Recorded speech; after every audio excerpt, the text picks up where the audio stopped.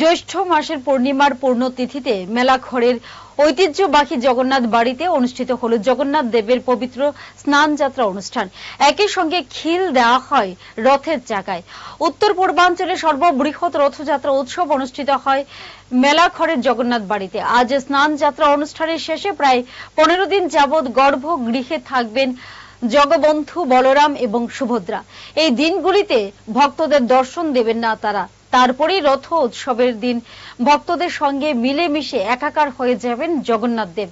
আজ সকাল থেকে জগন্নাথ বাড়িতে স্নান যাত্রায় ভিড় জমান ভক্তরা, পাশাপাশি রথের চাকায় পূজা দেন তারা। জয় জগন্নাথ, জয় জগন্নাথ, জয় জগন্নাথ।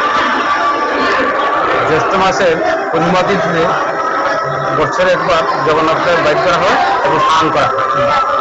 ওই দিনই থাকে 16 দিন পরে 17 দিন মাথার রথযাত্রা হয়। তারপর রথ থেকে গুন্ডিচা মন্দিরে যায়।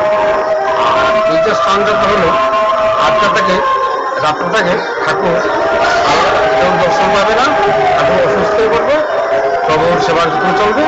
এইভাবে আলাদা যারা পরে রথের মেলাটা হয়। রথযাত্রা 16 দিন পরে 17 দিন মাথার দ্বিতীয় তিথিতে আষাঢ় মাস